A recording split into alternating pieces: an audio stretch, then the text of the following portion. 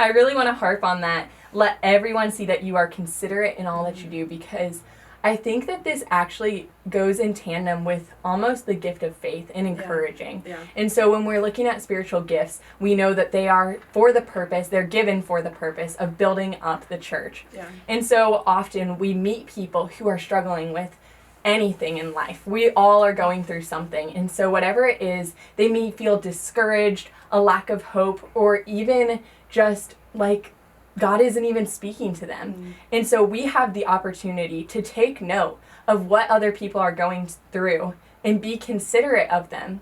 Then use those spiritual gifts of faith and encouragement and other things to be able to lift them up and strengthen them as a part of the church.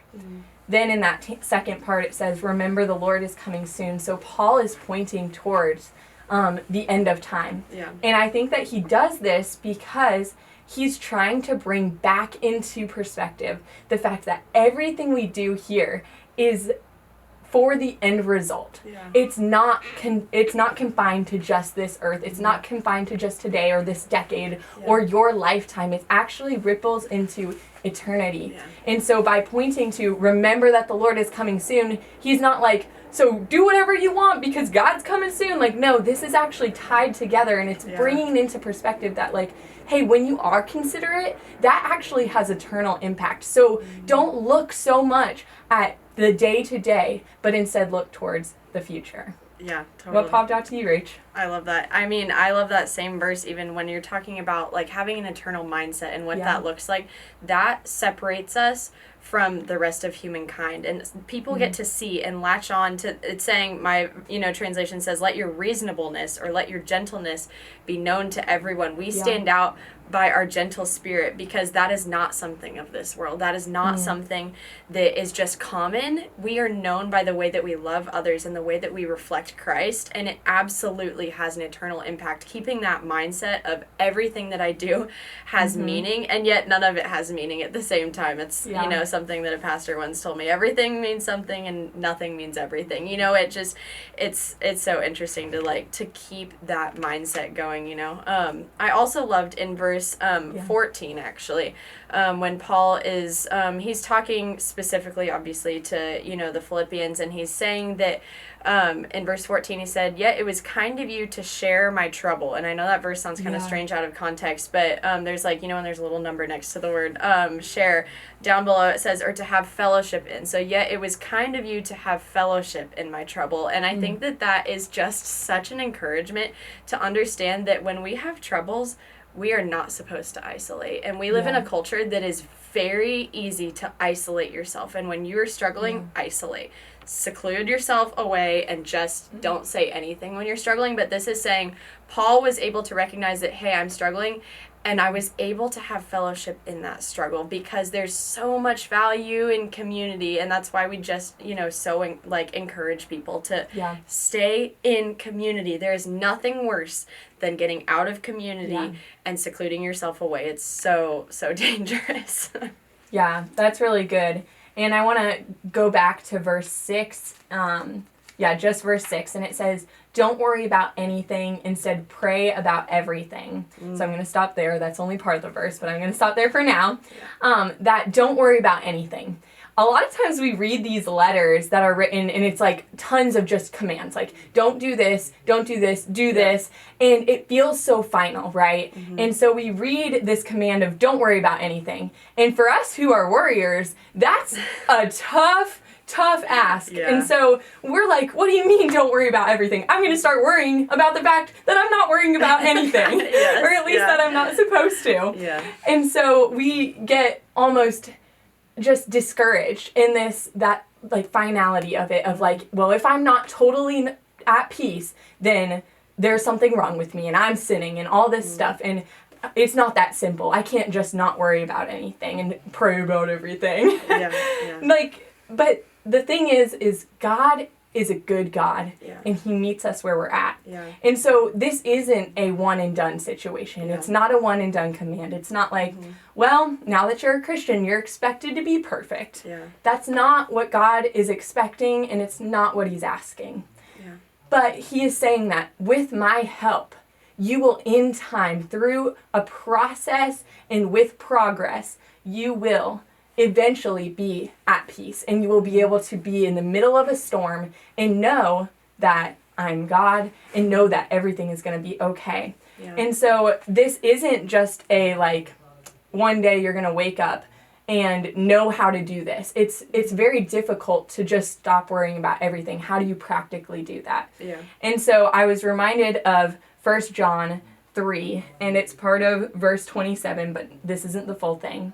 It says, "For the Spirit," and that's the Holy Spirit, "for the Spirit teaches you everything you need to know, and what he teaches you is true, not a lie. It is not a lie." Mm-hmm. And that is so encouraging for me because it's not on me to be able to practically put out a plan. Yes. Yeah. It's on the Holy Spirit. Yes. And he's faithful to come alongside of me. And when he sees that my heart wants to make the change, and that I'm doing everything that I can in the physical to come behind the want and the passion, and put some effort behind the desire to get better, then he comes along and also pushes us farther, and he like emphasizes it and strengthens that want, and eventually we see the change. Yeah, totally. It gives me such a beautiful picture of what our relationship with the Lord is supposed to look like. It's not supposed to be some transactional thing. That's not it at all. It's a relational thing, and we get to do life alongside him and with him and through him. And when we get to rely on the Holy Spirit, like you're saying, of like, it's not on us. So many times where I feel like I screwed something up, or it's my fault and I did it wrong. I'm not that good. I'm not that powerful. Like, you are not good enough to mess something up in that sense. We get to rely on the Holy Spirit, like you're saying. He's with us through every step of the way, and we just get to relax in the fact that we have a relationship with the God of the universe, and that he just wants to do life, alongside us. And it's like you're saying, like in that verse when it's saying, don't be anxious about anything, but in everything, prayer. Make sure the prayer part is so easy to sometimes just miss, and to realize that, like, oh, well, I'm thinking about doing things right, or I'm thinking about the way God spoke to me about something. But pray, really pray about everything, is what it's saying, about the big things and the little things, because both matter to him. Not just the big things when you have some big something coming up, or you're making some big life decision. It's saying everything, and it's not excluding anything when it says that. And so realizing that this is a constant relationship. What would the relationship look like if it was just, I only came to you and I only ever talked to you when there was a big life thing happening, or maybe when there was only small details happening, and I didn't tell you about both the big and the little? It's not a genuine relationship. If I'm not wanting to tell you everything that's happening in my life, and you don't want to tell me everything that's happening in your life, like, how different would that be? It totally changes what our relationship with the Lord should look like when we understand that, hey, he wants to be in every detail. He gave everything for us, and so the least we can do is engage in relationship with him. It's so good. I think even in the worldly view of family members, right? So we have those family members who we see all the time, like maybe that's your mom or your siblings or whatever.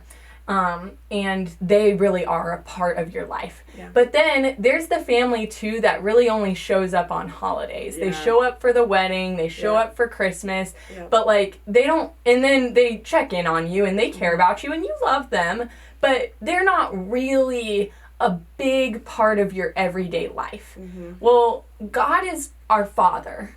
But he's not the kind of father who only shows up on Christmas. He's not the only He's not the father who only shows up for the wedding day. He is there for the every day, the every single moment. And he wants you to speak to him. And that's why right after that, pray about everything. It says, tell God what you need. Share it. He wants to hear it. And then also thank him for all that he has done.